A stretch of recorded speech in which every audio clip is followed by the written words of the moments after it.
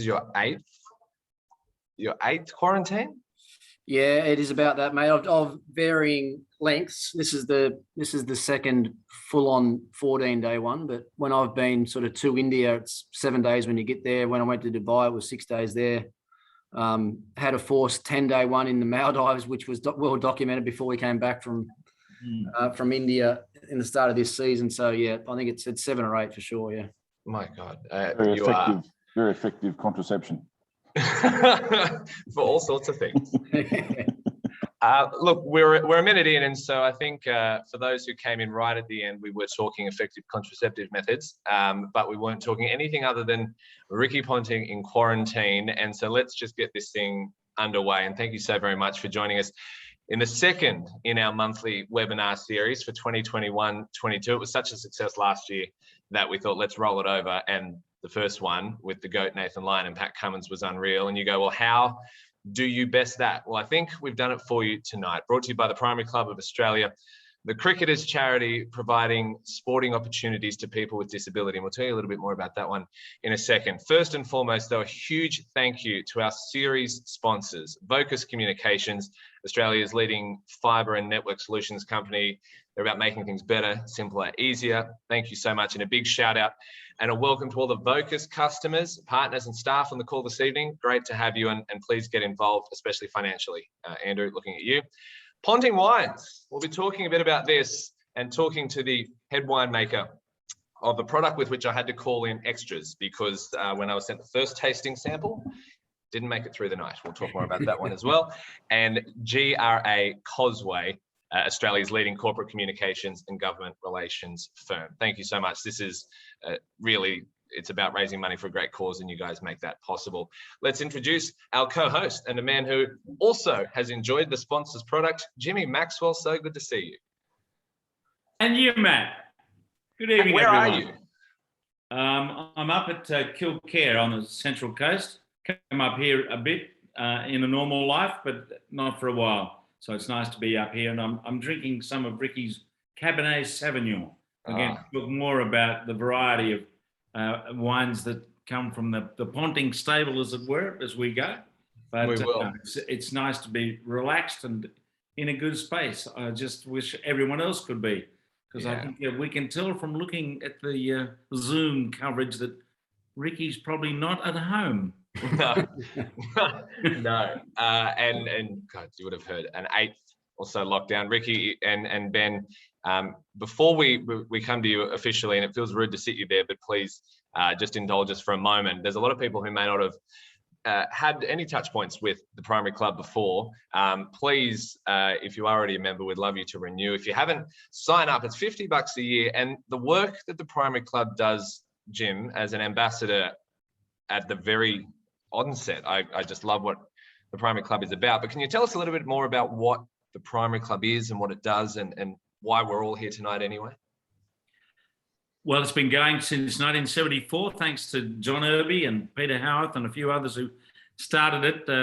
It probably gives you a cue, Primary Club. That sounds a bit English. Yes, they started it some years before, and the basic idea of their charity was to support, well, in those days it was the blind, but now speaking as we need to, it's the visually impaired. And then Australia came on board a bit later and decided to support organisations that were requiring funds, resources that had disabled athletes.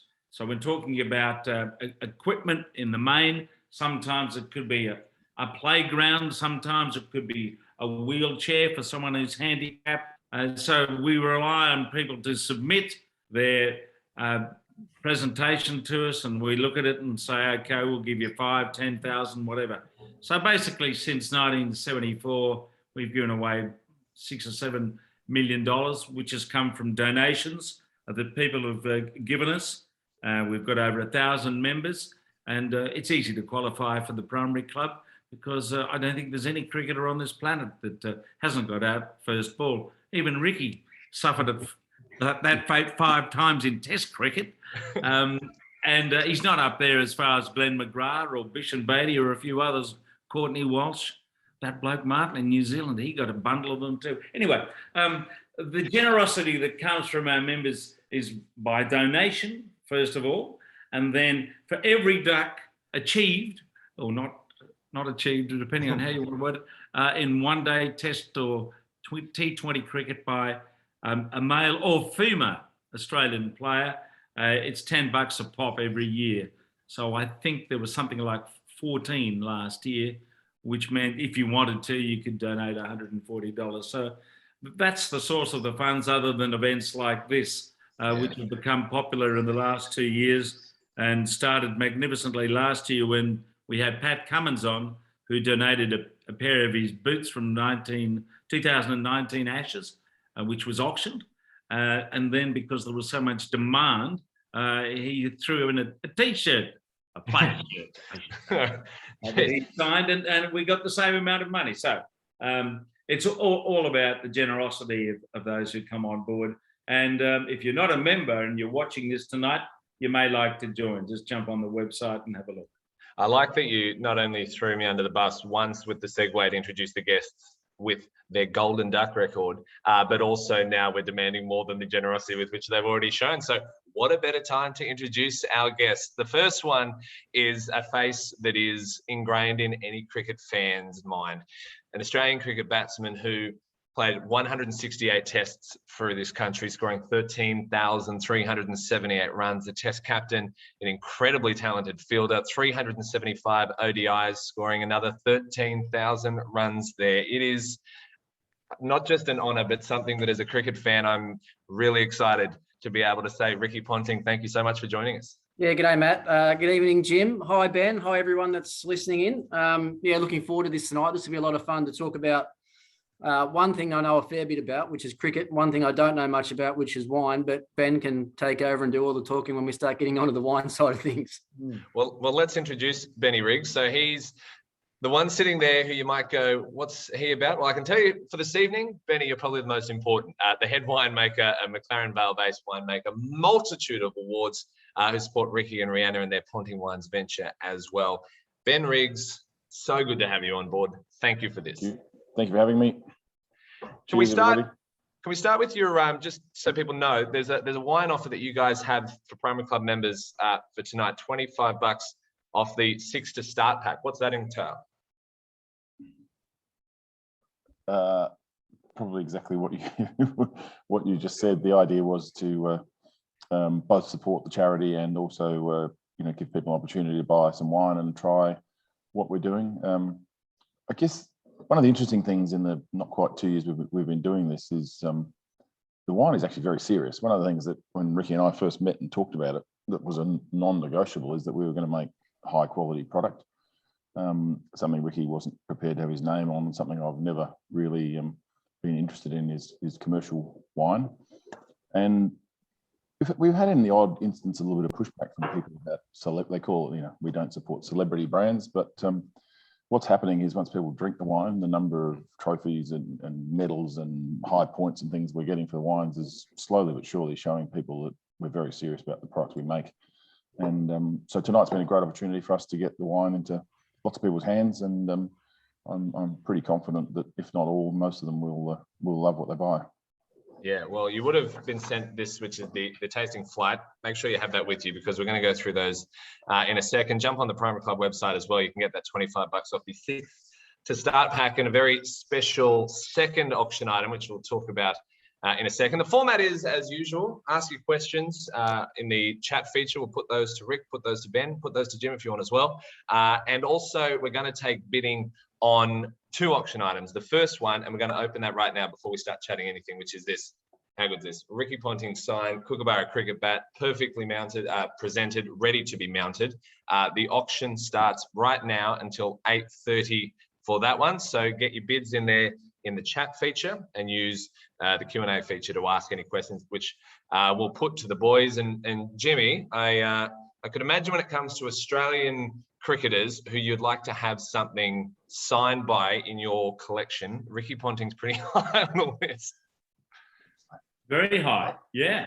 So please bid and bid keenly. 550, 750 is where it started. Simon Head. How much time have they got to get the top result? 20 minutes, and Damien has currently got the bid at $1,000. Yeah, 1,000. All right. Okay. Well, we should be able to get to 3, surely. Come on, Sip, folks. Damien, relax.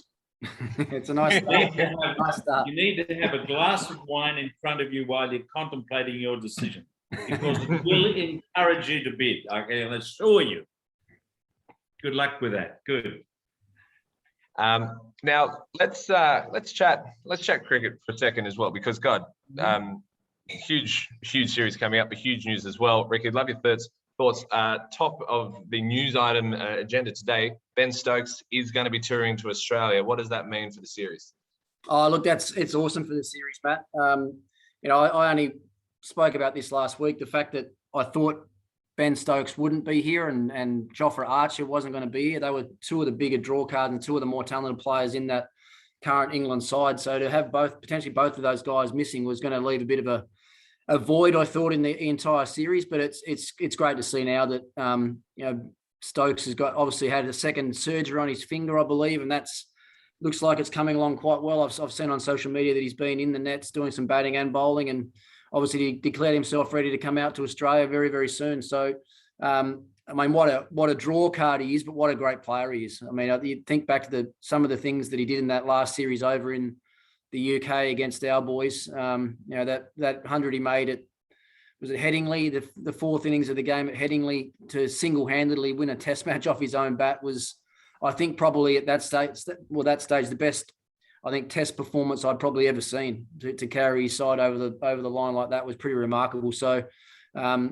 and he's the real spiritual leader of their team as well. I think you can see that he's an out-and-out winner. Whenever he's taking part in a game, you can never write his team off. And the Australians are probably not that happy that he's going to be lining up, but I think any cricket fan that's looking forward to the Ashes will be really excited to see Ben Stokes back out in the field again.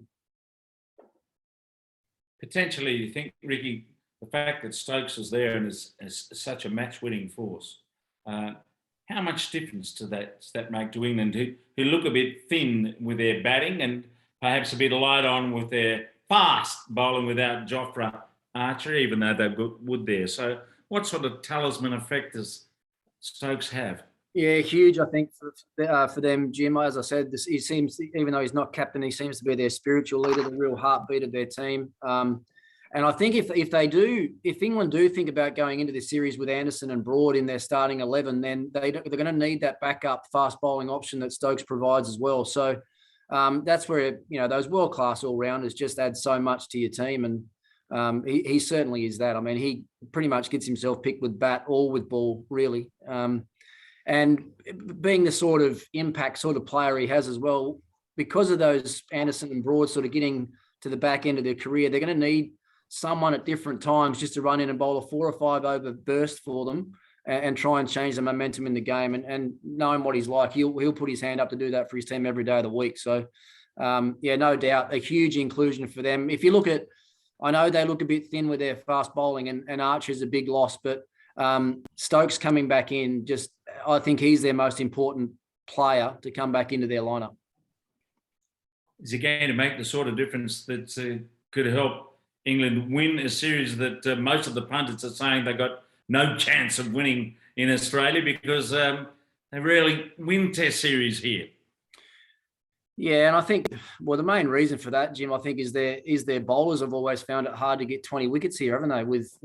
Without the assistance of that Duke ball and the overhead conditions that they thrive in with their bowling over there, they've always, with the Kookaburra ball and sort of flatter pitches and bright sunshine more often than not, they've generally struggled to bowl Australia out twice. But that's where someone like a Mark Wood, I reckon, becomes really important for them as well. Someone that can run in, got really good velocity, bowls close to 150 kilometres an hour. And in some of the drier areas around Australia, drier pitches where the ball might reverse swing a little bit, he'll be very dangerous. But look, we said the same thing at the start of last summer as well. No one gave India a chance of beating Australia out here either, and we know the way that series went. And there's no doubt in my mind there'll still be a few scars from that series as well in the back of the Australian players' minds. When the really big moments came around last summer against India, they just couldn't really nail them down, and India just kept fighting, and eventually did what they had to do to win that series. So Australia certainly can't afford to take England lightly, even though their batting, does look a little bit frail. The pitches here, as we know, generally very good to bat on. So Australia going to have to play well to win still, I think. What about Australia? There are some frailties, uncertainties about their batting lineup. I mean, who's going to open with Warner? Will Bukowski be fit? Will it be Harris? Does Khawaja come back? Who's at 5 and 6? I mean, it's not a settled Australian team at the moment outside the performances of Smith and Labuschagne in recent times. Yeah, you're spot on again, mate. There's definitely a couple of spots in that batting lineup. I think, with James Pattinson's retirement now, I think the fast bowling brigade probably picks itself, certainly for the first 2 tests, with Brisbane and obviously the pink ball game in Adelaide being the second test where Mitchell Starc absolutely thrives. I think the bowlers will pretty much pick themselves. A huge watch on Bukowski, obviously. Just can't take a trick, can he? I think it's his 11th concussion he's sort of getting over now. Most of those only happening in the last couple of years. So we'll keep our fingers crossed and hope that he does get a couple of Shield games under his belt before the first test match comes around. And then I think Cameron Green starts and he'll bat at 5 or 6, but there's still another middle order spot there as well. Travis Head started the season well, as he generally does. Khawaja has as well, as he generally does. But I still think there's an opportunity, even if Bukowski opens, I still think there's an opportunity for someone like Marcus Harris to bat in the middle order as well. I don't think he should be pigeonholed as being an opening batsman only. So he's come off a big season in England, scored a lot of runs over there in county cricket. And if he starts the season well, then I think it'll be potentially down to him and Travis Head, who takes that number 5 batting spot. Jimmy, can I pause you there for just a second, just before before we delve any further? Firstly, David, top bid $1,600. As it does feel like we have actually moved into the first session of this chat, should we use this as the opportunity to sample the first wine in flight? Because I would hate to miss the first session. And yeah, so I was going to get dry as well, so I need to. I was going to get mine from the fridge. And then Ben, whilst you pour that, can you explain to us the first session? Certainly. The other thing I didn't explain about the 6-pack of wine that you've purchased is it consists of 2 bottles of the first session Sauvignon Blanc, which is 2021 Sauvignon Blanc, 2 bottles of the 2019 Pinnacle Shiraz, which is McLaren Vale Shiraz, and 2 bottles of the Close of Play Cabernet, which is a Langhorne Creek Cabernet. 2021 is, in my experience, which goes back a few years now, I guess as a chief winemaker in the late 80s, it's probably one of the best 3 or 4 vintages I've ever seen. And I'm not like Murray Tyrrell, who says that every year. McLaren Vale, Langhorne Creek, Coonawarra, Adelaide Hills, Barossa, everywhere in South Australia, it was exceptional. And it's probably, I would say it's one of the best Sauvignon Blancs I've made.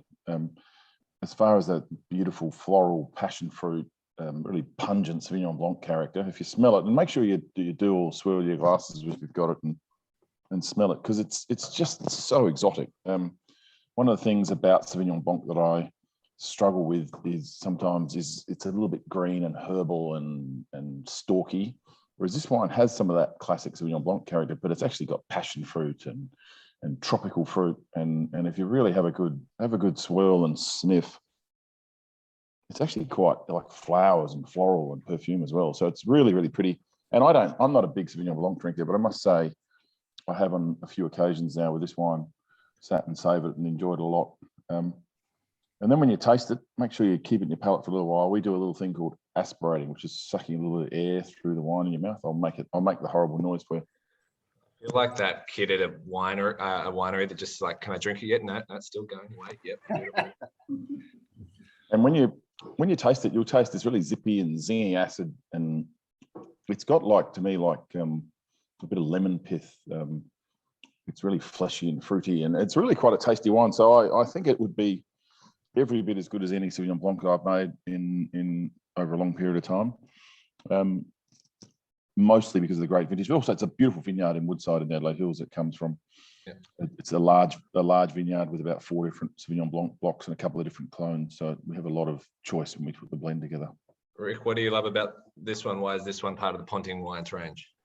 Well, I was going to start by sort of talking about the names and what we tried to do right through the brand as well. We've tried to really tell a story about me and my upbringing and where I'm from, and incorporate a little bit of cricket into the names and the storytelling on the back of the bottles as well. So, a good way to start off, as you said there, with the first session, Sauvignon Blanc, obviously the start of a test match. That's what I sort of talk about in the label. The first session is quite often where a lot of test matches can be won and lost, or certainly decided or set up anyway in the first session of a game. So that was where the name sort of came from, and that was sort of the way to sort of lead off the whole range, if you like, with the Sauvignon Blanc. And as Ben said, I mean, with 97 ranking point, this wine's only been at one show so far, and the first people that had a look at it gave it 97 points. So that speaks volumes about what Ben's talking about there, how it probably does rank as one of the best wines that he's made. And it's a really, as I said, really good starting point into the whole range of wines that we've now got under the label. Beautiful. Whilst we enjoy that, sorry to interrupt your chat there, Jimmy. Give you an opportunity to lubricate. Well, I've moved on, unfortunately. I'm on this Cabernet Sauvignon. I know it's called a flight. We fly along it. Yes. Okay. So I'll just slow down a little bit here so you can all catch up. Well, while we're talking about things like that, I suppose it's opportune to ask Ricky about the variety of things he's doing, other than enjoying some wine, coaching the Delhi Capitals, doing commentary on TV. You're pretty diverse. So occasionally you get a chance to play golf too, I suppose. But what are you doing with your life? You've got 3 children. You're a busy man when you can get out of lockdown.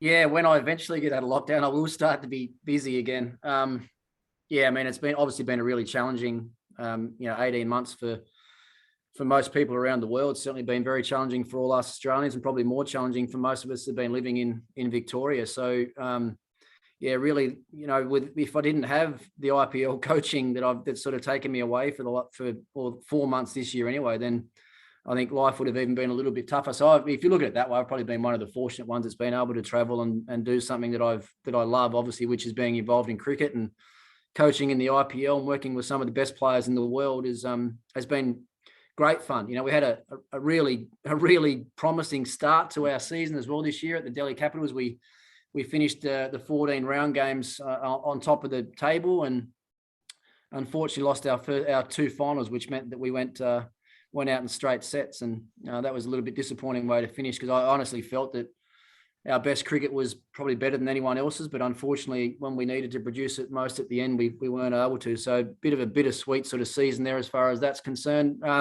Cricket, Jim, is still a huge part of my life. With IPL coaching, I've been able to help out a little bit the last few years around the Aussie team as well, in different tournaments and different times when Justin's been able to convince me to come and help him out. And then obviously the work I do, broadcasting work with Channel 7 through the summer, is something that I've always just really loved. It keeps me closer to the game probably than ever. I think the fact that I get to work a lot on the Big Bash as well actually makes coaching easier, and then coaching, when I come back from coaching, makes the commentary side of it easier as well on the T20 format. So, what I've tried to do since I've retired is make sure I've got enough work to keep me reasonably busy, but to keep me at home more often than not. So as you say, with the three kids now that are 13, 10 and 7, I try and have as much time as I possibly can with them, considering the summer holidays, when most people spend the most time with their kids, is when I'm busiest and away most and working. So trying to strike up a really good balance between work life and family life, and being involved with cricket has been really important to Rihanna and I, and a little bit of golf whenever I can as well. There'll be a few golf courses in Melbourne over the next couple of months that'll certainly know that I'm back, because I'll be wearing them out, I think. Jimmy, can I ask you what you make of this R. Ponting as a commentator? He is stepping on your patch here. Well, I was just going to say to Ricky, he's a well-rounded, grounded person. Family, commentary. When I was going to ask him, actually, is the room for the specialisation of cricket coaching the Australian team? in his life. It doesn't look as though it's going to fit with everything else that's going on, if that's what you have an ambition to do, Ricky. No, I've never really had an ambition to do that, Jim. I mean, well, when I say ambition, I know I'd really enjoy the job if it eventually, if things changed in my life from where I am now and an opportunity came around maybe a few years' time when my kids are a little bit older or whatever. But not right now. I playing as long as I did and traveling as much as I did and spending as much time away from home as I did as a player, I'm not really ready to replicate that again and do it as a coach. It's just not what I want to do right now, and as I say, I've got enough cricket to sort of scratch the itch, if you like, from not being able to play the game anymore. So no, I don't think, certainly not in the next few years anyway, would I think about coaching the Australian team for all the things that we just mentioned. It's pretty clear for anyone who's seen, in particular, the social media of you in the dressing room with the Delhi Capitals, that you've got a lot of respect from your players, and it rubs off in a positive way. What, as a coach, are you trying to achieve to get the best out of your players? I think first and foremost, what I try and do is I try and work the individual players out. I try to break down what makes them tick, what they like and what they don't like, and try and strike a balance with the individual as to how I can get the best out of them and how I can coach them the best. It's still, for mine, coaching any cricket team, I think, is still wholly and solely about man management. And, I think it's really important that any dressing room or any team that I coach, I make it really clear from the start that everyone in that room is on the same page. Doesn't matter if they played 1,000 games or no games, that I'll treat them exactly the same and I'll listen to them exactly the same way. And I think once you do that, once you give equally to everyone in your group, I think you can expect to receive equally back. And that's what I've sort of tried to do. At the end of the day, I make it really clear that I love every single one of those players that I coach, and all I'm there for is to help them and to try and make them better. And sometimes you have to have some pretty open and honest conversation. Other times you need to put your arm around them and give them a pat on the back and give them a little cuddle and let them know that everything's going okay. And that's a big part, I think, of the management stuff that I'm talking about, because and I think I learned a lot of that as a player and as a captain as well, Jim. I think, trying to get the best out of your players as a captain is exactly the same as what I'm trying to do now as a coach. And, if you think back to some of the teams that I captained with, an Andrew Simons there and some other who's on one end of the scale as far as character goes, and you might have had some other guys that you had to treat in a different way. So that was what I was really conscious of. I couldn't address the team in a team meeting and just say one thing and expect that everyone was going to take it the same way. I had to find ways to spend individual time with these players. And as I said, if I gave to them, I knew that they'd always give back in spades. So that's what I've tried to do as a coach as well. And Jim, just to support that, I've been in business with Ricky for 2 years now, and one thing I must say, he's very good at listening. This is an industry he knew nothing about, and he certainly has absorbed a lot, and then comes up with his contributions, which I think would certainly augur well in a coaching environment. Well, whilst you're there, Ben, don't go anywhere, because we're about to move to the pinnacle. We just need to close this item. Rick, would you be open to the fact we currently have a $1,600 bid from David Moyle and a $1,500 bid from Mark Sim? Feels appropriate to me to cap it at $1,500 and give 2 bats. Is this possible? Good. 100%. You're okay with that? 100% possible, mate. Yep, no worries. We'll make sure we've got one on the way tomorrow for you. No worries. 1,500, David.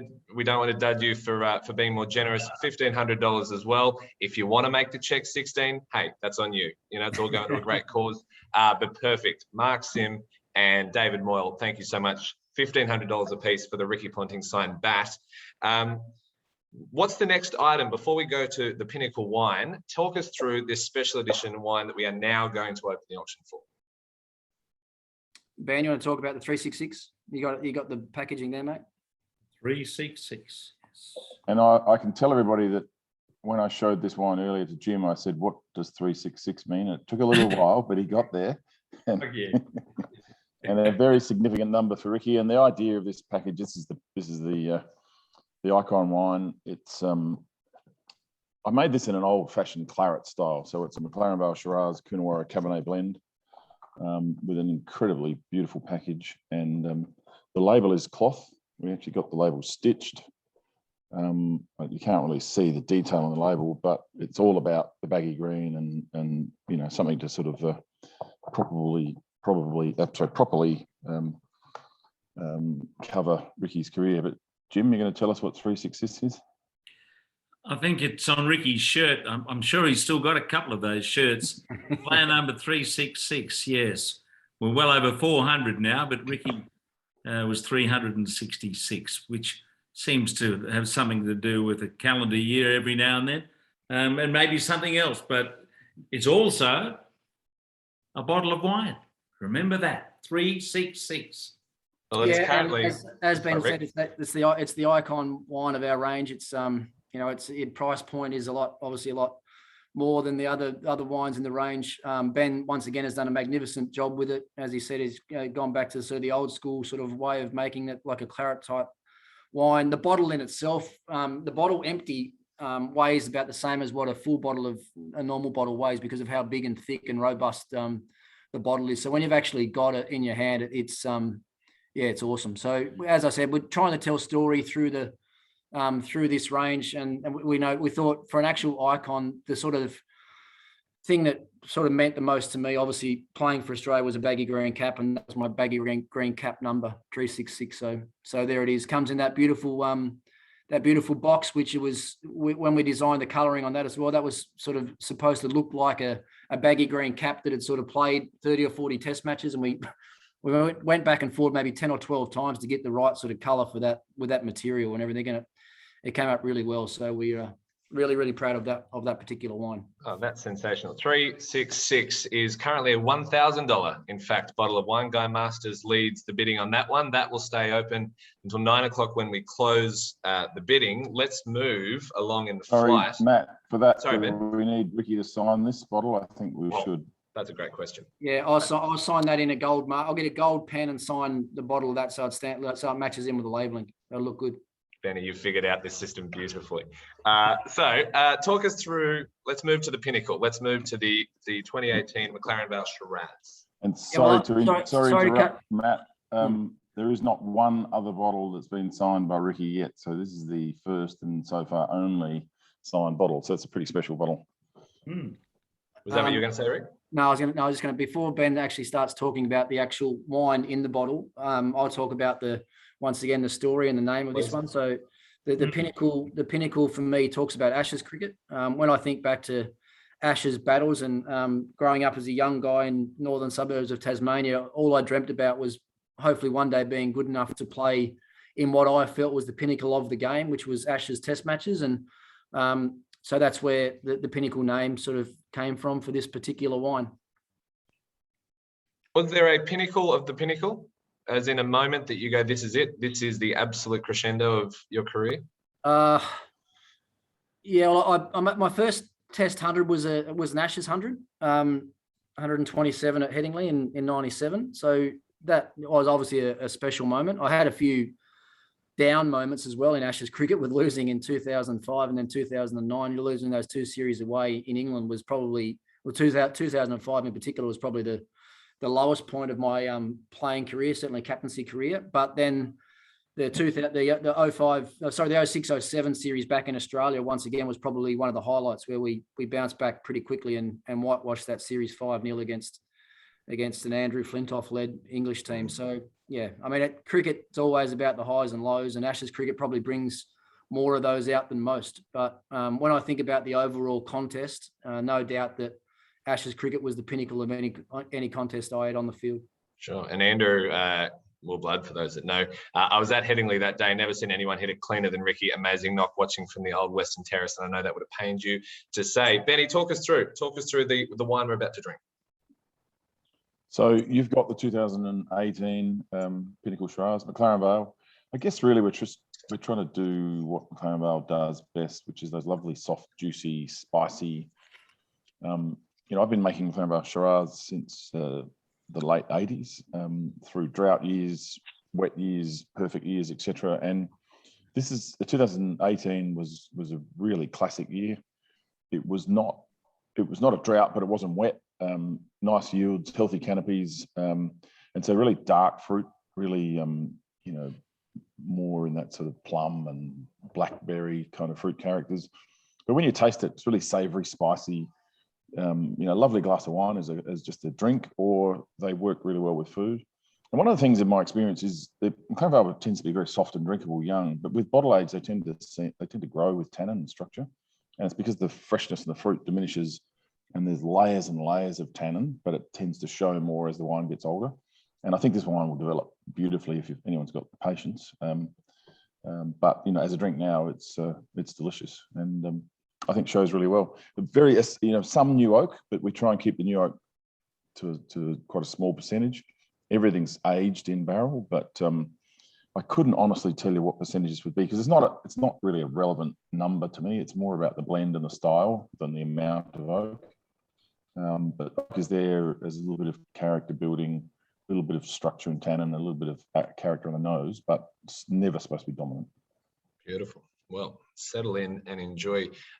Jim, anything else you wanted to touch on? We got a bunch of questions, but I feel bad having interrupted your chat because I was really enjoying it. Oh, well, we can go in many directions, but I'm sure one of the questions, Ricky, will be just finishing off on the Delhi Capitals is how hard was it to address, talk to Smith and Warner when they were dropped?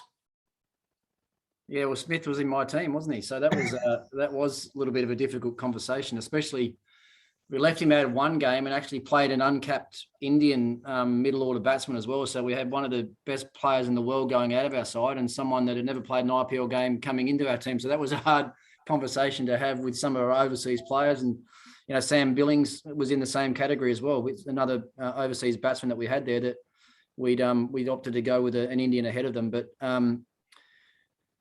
so, as I said, our season finished on a low note.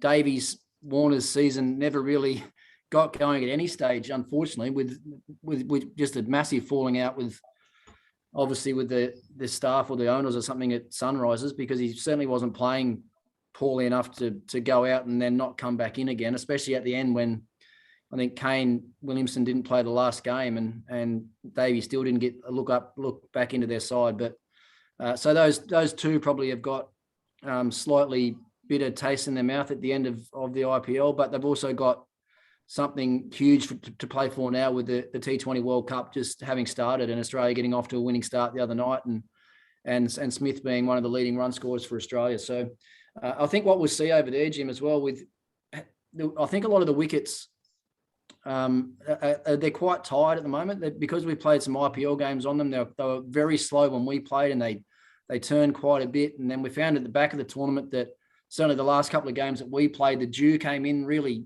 heavily in the second innings of the game and almost made batting second became a lot easier than it was batting first. And I think that'll play a bit of a factor through the World Cup as well. But with someone like Smith, I think he thrives in those sort of conditions. When the wickets get at their absolute hardest and there's a lot of spin being bowled, I think that's when Smithy plays really well.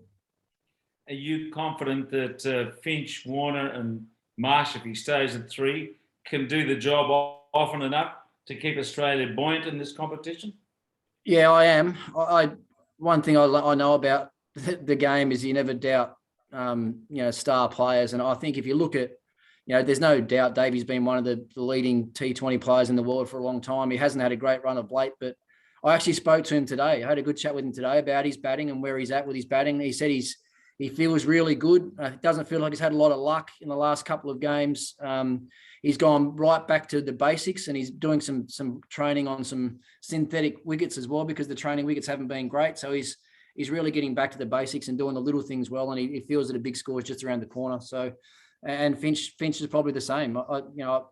His record in T20s or certainly any white ball cricket really for Australia or Victoria over a long period of time has been outstanding. So I'm not gonna doubt those guys whatsoever because I know if they do fire, then no one will beat Australia. As simple as that. Their top order batting's powerful. I think Marcus Stoinis is someone that's come along a bit as well in the last couple of years in the middle order there. He seems to I found a bit of a niche in that Australian lineup at 5 or 6 and becoming one of the finishers in that team. So, we say it all the time. The team on paper looks really good. They've just got to find a way in some slightly foreign conditions to get the job done. And I'm pretty confident they can. And the fact that India lost so resoundingly the other night, is that more of a blip or a sign that perhaps they are vulnerable? No, look, every team's vulnerable in T20 cricket. You've only got to be off, if you're off 5% and the other team is, plays as well as they can, then you're going to lose games like India lost the other night. And as I said before, it was a surprise, but chasing teams as well, I think are going to have it a little bit easier. And I think conditions must have changed in that game. For Pakistan to chase them down like they did, none down, the dew must have played a factor in that game. So, no, don't write India off. I think they'll make probably some subtle little tweaks to their batting. I actually did feel though going into the tournament that certainly their fast bowling brigade was a little bit thin. The original squad they picked only had 3 fast bowlers in it. They've added another one in Shardul Thakur over the last couple of weeks, which strengthens them a little bit. But if they are vulnerable anywhere, they can't rely on their spin, every game right through this tournament. Their fast bowlers are going to have to stand up at some stage, and Bumrah is going to need a little bit of supports from Shami or Bhuvaneshwar or Shardul Thakur if they're going to get across the line. Okay, I know there's a lot of questions. I'm just going to have one more, Matt, before everybody gets their chance. Please. It's pretty clear when you talked about Pinnacle, the wine, Ashes cricket, that you regard Test cricket as the main form of the game. Are you concerned with the amount of T20 cricket, the rapid commercial development of the game, the chance that in the next few years we're going to have another IPL in the United States? I'm pretty sure of that. Where does Test cricket fit into the schedule if there's so much cricket going on that blokes are going to be having to have time off and the rest of it to keep themselves fresh? It just seems that Test cricket's going to get more and more squeezed because of particularly the T20 game, but also the 50-over game. Yeah, I think you're right, but I think as I've sort of suspected and expected, I guess, over the last 10 years now, that the T20 game has sort of grown around the world. I think it's going to be the 50-over game that's going to get pushed more than Test match cricket. And that, even in Australia, I don't think we've quite got it right yet, where we've got, a big bash game on one night, and then we've got a Test match the next day. Like, you're sort of dividing audiences a little bit there as well as to what they might want to watch and the way the programming sort of works. But you've only got to see, even with the results from last night, those 2 new teams that come into the IPL, it was over $2 billion was spent on those 2 new teams coming in. So one team was, I think, 1.2 billion, and the other team was just under $1 billion to own these 2 new franchises. So that just goes to show you how big that particular tournament is coming. As you say, if there's another one coming in the US, well, then there's going to be more money there. There's one that started in Dubai as well. I know there's a league there. So these leagues are just popping up left, right, and center. And you can be guaranteed that, some of these guys that are probably have sort of cut their teeth growing up as kids playing a lot of T20 cricket, and the Test match game's always been a little bit more difficult for them. You can now see that there's a very easy option for them just to say, oh, well, I don't need the Test match game. It's too hard anyway. I can make a really good living just playing 3 or 4 T20 competitions around the world every year, and that's me done. So that's the real worry for me. But I think we're lucky enough in Australia that we still are breeding and bringing on young guys that thrive to play Test cricket and wear the baggy green cap. Whether that's going to be the same in every country is going to be the real challenge for them. Thank you very much, Ricky. Matt, over to you. I'm sure there are a lot of people who want to throw a question. Well, that's all right. Before we do that, this is empty, so let's move down the line. Let's go to the close of play. Now, we do have 15 minutes left on the auction. $1,000, the top bid for Guy for the 1-of-1 signed Ricky Ponting 366 Special Edition wine. But Rick, let's first get the close of play.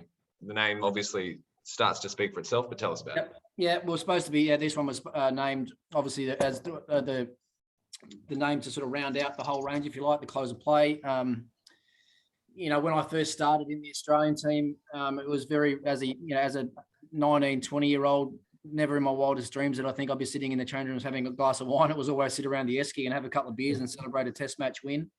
Sort of halfway through my career when, you know, wine started becoming a bit more of a part of my life, and certainly after I met my wife, then absolutely we'd have a couple of beers first, and then some of us older guys, you know, Gilly and myself and Matty Hayden and Justin Langer and those sort of guys would see ourselves having a glass of wine or two to finish off the night. So, and that was just a way of, you know, that was the close of play. That was the whole week done. You know, you've 2 or 3 days of training leading into a test match, 5 hard days, slogging it out in the field to try and win a test match for your country, and then coming back and enjoying a glass of red wine at the end of it. So hence the name, the close of play.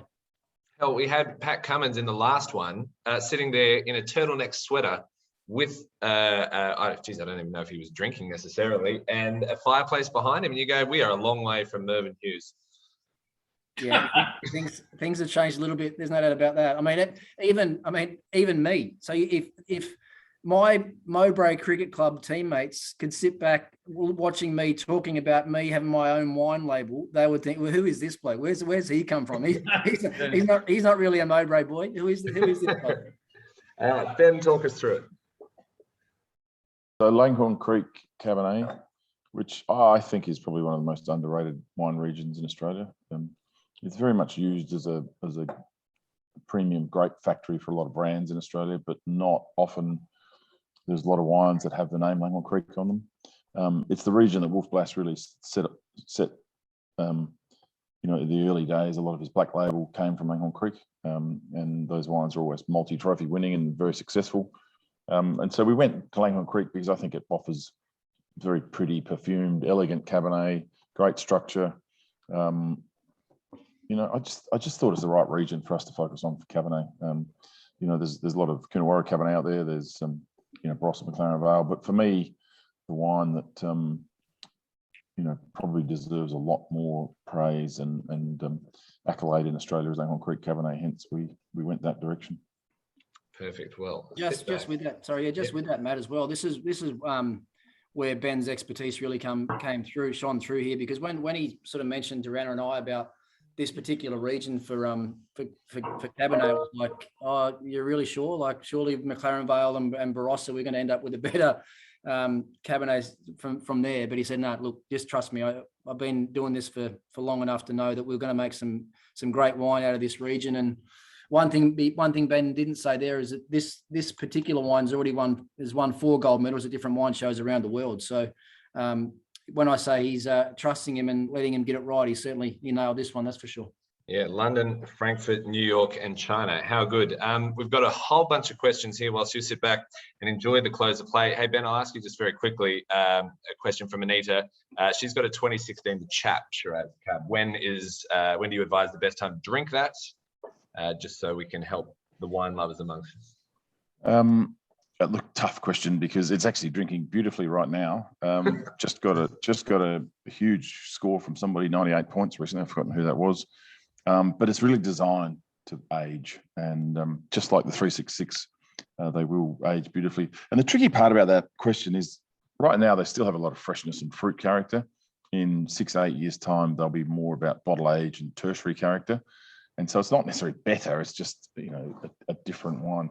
I think the best thing is to buy 6 and then open one a year and learn what happens with bottle age. Only 6. only 6. Well, I'm not sure, Ricky, that I could afford a 6-pack of that one. But, so in answer to Andrew's question as well, how long is the 366 good for to lay down? A long time. Like they will age beautifully. The fruit in this wine is from exceptional vineyards, really old. You know, there's a lot more oak in this than the other wines, which helps give it sort of the structure and the tannin that helps preserve the wine. It will age beautifully. The closure we use is a I've been using for now since 2006. Which is a cork, but it's a cork that I've never ever had a tainted wine. I've never had a leaking bottle. I've never had a problem with, so they'll age beautifully. So yeah, 3-pack and open one next year, and then work out when to have the next 2. Well, you've convinced Andrew for asking. He's now moved the bid to $1,100 and So that's where we're sitting at the moment. And you have so many questions coming through, fellas. Rick, I think I can knock over about 20% of them by asking a broad brush question regarding that over from Freddie Flintoff. Was it the best you've ever faced? One part of the question. Did you ever think of charging him? Talk us through the over. Yeah, I'm on record as saying it was the best over that I faced in Test cricket because of the pace, because of the reverse swing that he was getting, and because it was the first few balls that I'd faced as well. You know, whenever you go out to start against a reverse swinging ball, the first 10, 12, 15, 20 balls are always the hardest. If you can get through those and you get used to the reverse swing and you can pick it up in the hand a little bit clearer, and you get some visual cues on the ball and what the bowler's doing, then it does get a little bit easier. But, you know, he was in the peak of his powers then, 2005. He bat all ball. He was probably as good as any fast bowler in the game at that stage and was making hundreds at number 6. So, he was a bit too good for me there. The ball that he actually got me with was an unbelievable ball. I think he bowled 3 or 4 in swingers, and then the last one sort of pitched same release angle, same release point, pitched in the same spot, went away, and I got a nick on it, and then that was it. So it was a great over, yeah. Mark DeStephanis, statement, not a question. That LBW in your first Test innings was going way over robbed. Have you looked at it often? Yeah, a few too many times. Jimmy's laughing up there as well. Yeah, would have been the nice. German Hotel, Kaiser Hyatt. Kaiser Hyatt, you're right, Jim. I never saw him again after that. That was the only Test match I actually had with him. So, I would have liked a DRS system back in my first Test match. I think I might have got away with one there. I'll tell you what the most demoralising part of that was, though, was I had my mum and dad there. My grandmother had flown over. First Test, you dream about getting 100 in your first Test. Got what I felt was a bad decision. And then as I was walking off, it took about 2 steps away from the crease, and Arjuna Ranatunga came and just patted me on the head. The Sri Lankan captain patted me on the head twice and sort of pushed me off the ground. I thought, yeah. I can't even say what I want to say. From Theo Papadopoulos, you were great in the slips. Who do you rate as the best slipper you played with? Mark Waugh, I think, was the best slipper. I'll tell you someone that was probably a little bit underrated as well. Shane Warne was a very underrated slip fielder. Actually, I played with Mark Taylor there. Those 3, if there's any better than those, I'd be very surprised. Mark Waugh, just silky smooth hands. Mark Taylor, you don't ever remember him dropping too many either, and Warney a bit the same. I think the only time they're a bit like keepers, I guess. The only time you sort of remember slip fielders are when they're no good, because they're putting a lot of them down. If you can't remember what they've done so much, not normally means they've done a good job. So, and then probably even later, Michael Clark ended up being a really good slip fielder as well. Stephen Smith now is a very good slip fielder.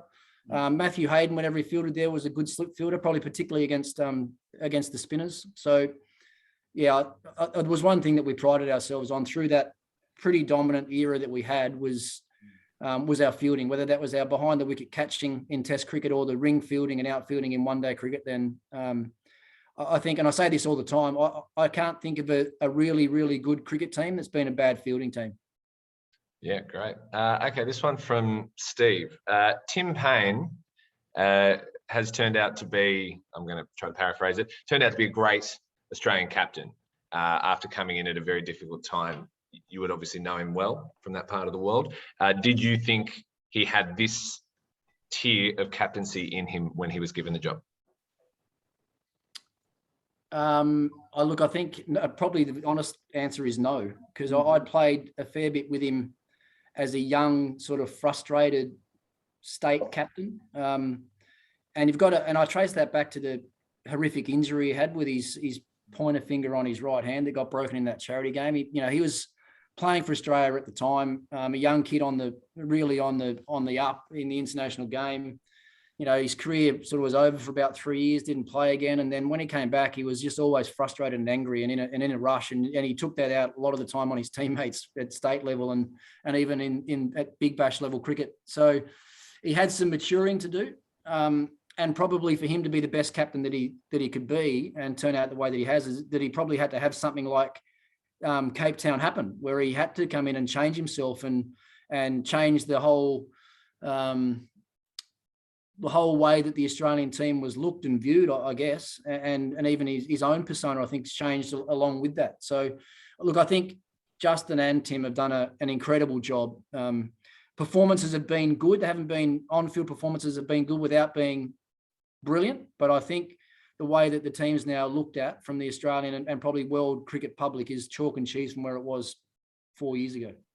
We've got 5 minutes left on the auction. Andrew Wilblood has it at 1,100. Kevin came in with 1,105. You can't get it with a $5 increase, Kev. If you're genuine and you're Scottish, but you got to be genuine, we're at least going $100 raises.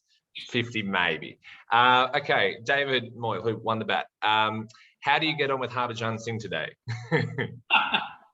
Well, this is. I'm not sure if it's the beauty of IPL or it's not, because him and I just right from the first game we ever played against each other, it was just two guys that just didn't see eye to eye. I was doing everything I could to try and hit him for 6 every ball. He was doing everything he could to get me out, and he got me out quite a few times in Test cricket. And I think I probably had the better of him in white ball cricket and one-day cricket. But as it turns out, the year that I retired, I go to Mumbai as captain of the Mumbai Indians, and who's in my dressing room? Harbhajan Singh.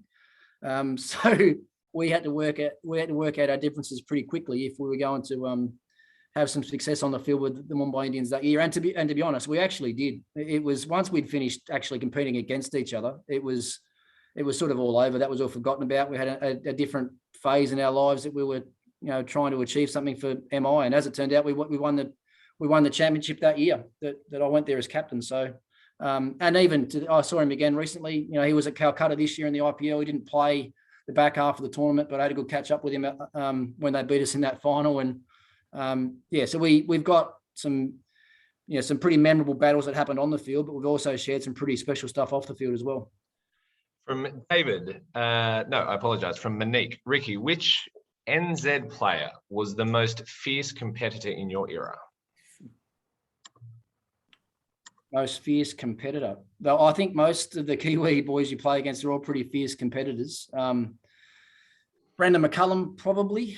How I think he probably single-handedly, well, not single-handedly, that's not fair on a lot of their other players and people that have been before him, but they went from being a pretty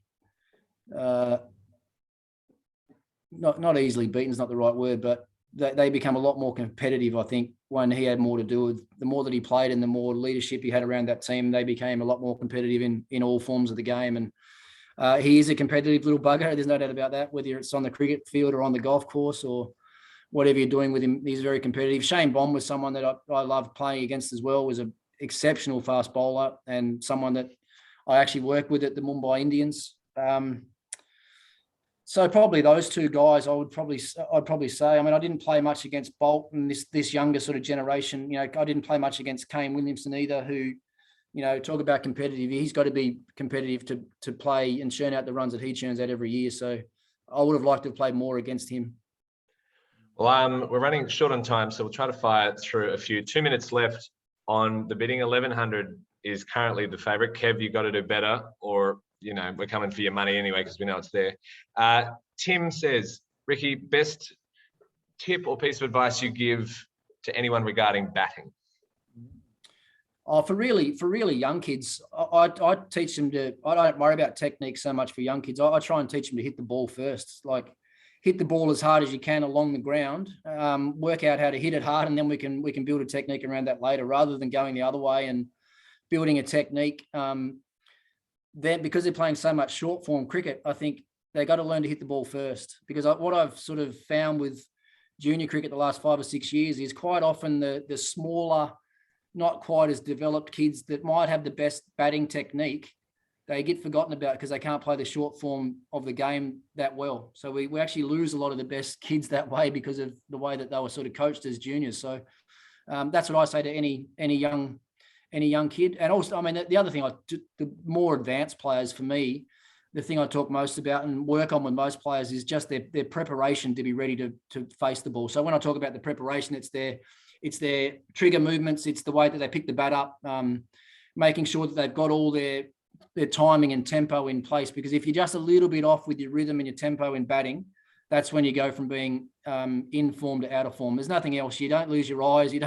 Nothing slows down. It's just that you're not syncing your movements up as well as you possibly can. So that's what it's about preparation. Don't show up 10 minutes before the first ball hungover. Got it. That's where I went wrong. Okay, very quickly, we'll go 2 more and then we'll wrap it up. Who do you think or pick as the next Australian debutant? We'll stick with Test cricket, I guess, but if you've got a young player that you think we should all be watching, who do you think it is? I'm going to go with Josh Inglis. I've liked what I've seen the last few years in BBL cricket. He does score runs in Sheffield Shield cricket as well for WA. He's obviously with the World Cup T20 team now.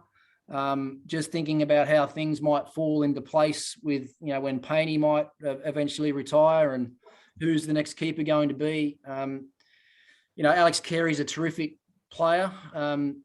Josh Phillippe's another one that hasn't played Test cricket yet. He's another very exciting young talent that will probably end up playing more white ball cricket before he plays red ball cricket for Australia. But if there was one, I'd say Inglis. He looks to be a really, really good. I think he's probably, listening to what the boys say, he's probably the best gloveman in Australia outside of Painey now, and his batting is very, very good. So I think he can potentially be an outstanding player for Australia for a long time. Outstanding. Now, the auction is about to close. Michael P has just come in with $1,200 at the last second out of nowhere, and has just trumped Andrew at $1,100. Now, we're not going to ask for another bottle of 366 because that's a special edition range. So, Andrew, if you want this wine, you have to come back very shortly because $1,200 is now the winning bid. I'll personally donate that second bottle. There you go. Are you sure? I'll personally donate it. Yeah, it can come straight from my cellar at home. Unbelievable. That is kinder than we could have asked. We'll make it $1,100 for each of you, but Michael, we know you got $1,200 there. Thank you, Rick. That's sensational. Truly appreciate you are, as Maddie just has written there, you are a legend. Ben, thank you as well. How's the range gone early doors? Oh, excellent. Actually, we couldn't have picked a worse time to start, just as COVID struck the world. We've had a little pushback from some of the major retailers. They treat us like we're a celebrity brand, but I keep saying we're actually a serious brand that happens to have a celebrity involved. And all things considered, we're actually going really well, selling, reselling. Where's it for sale? Manex just asked. Where in terms of retailers? A lot of, without naming specific people, but a lot of online retail. So if you Google it, you'll see we do a lot direct to consumer. Our website is pretty busy, particularly when Ricky does some media stuff. We get a lot of people come to the website. But if you Google it, you'll find there's quite a few places that sell it. Yeah, vintage. Every vintage sellers in Australia is stocking. Yeah, that's right. So vintage sellers, if you want to walk in off the street, you'll find it there. Certainly a few. It's not all varieties, I don't think. There's only maybe 3 or 4 varieties in vintage sellers. But we were talking about this last night, actually. I think the website has had something like 180,000 hits in 18 months, which is quite astronomical. Not sales. Not sales. I said hits, not sales. Yeah, but there's been a lot of traffic, which has been good. But the success of the brand so far has been down to what Ben's been able to produce with the wine. I mean, as soon as it's a bit like tourism in Tasmania. As soon as you get someone to go there once, they'll always go back. And that's what we're talking about with this wine. As soon as someone would taste and drinks this wine, they'll always come back because it's premium wine from premium regions that's very well priced for what the standard of wine is. And that's what we try to create right through this whole range. Paul Smith asked, do you ship to England? We're working on it. Yeah, cool. We had it. Yeah. Don't forget as well, we had that 6 to start pack, $25 off. It remains open until January. So if you've been watching this, you've got the inside running, primaryclub.com, where you go to order. Obviously, the festive season is approaching. Perfect gift. I actually have already purchased them as well for my brother and my father. So thank you so much. Rick, the South Australia West Indies game has just started. Who's going to win? South Australia. South Africa, West Indies. South Africa. Sorry. I was going to say, I think the West Indies might beat South Australia on current form. Yeah. That's enough out of you. South Africa, West Indies. Well, the West Indies got bowled out for 55 last game, didn't they? So it's going to be hard to tip them, but I actually am going to tip the West Indies. They cut their teeth on the T20 game. The conditions they're playing in over there are quite similar to what they play in their home country. So I think South Africa will probably be favourites. I'm going to say the West Indies to cause an upset. All right. Actually, what I should have said is who's batting and bowling first. Well, I've only gone off the alert on my phone, so let's just slow down on the update. Hey, Ben, Matt Wilmer says as well, you are one of, if not the best winemaker in the country. So, thanks, Mum. And Jim, we're back again on the 23rd of November, a family affair, the Marshes, Sean, Mitch, and Dad Jeff. You want to hope that Mitch does most of the talking out of that, then. Yeah. Jim will know exactly what I'm talking about there. Swamp doesn't say a word, and Sean's even harder to get a word out of. So Mitch will be carrying the family there. We will be playing them with this. West Indies are batting. West Indies. 1 for 2. There you go. See, it sounds like cricket. Book online if you want to tune in for a family affair. That's the 23rd of November. But thank you so much to our sponsors, absolutely, Vocus Communications and all those Vocus customers, partners who are here. Thank you. Of course, GRA Causeway and absolutely Ponting Wines. Ben and Ricky, fellas, thank you so much. Thank Pleasure. you. Thanks everyone for joining. See you during the summer, Jim. See you, Ricky. We'll share a glass at the back of the commentary box. My word. A couple of bottles if it's raining. Thank you, guys. Have a great night. Good on you. Thanks, guys. Thanks. See you, Ben. Cheers, bud. Bye-bye. Yeah. Bye. Cheers, Ben.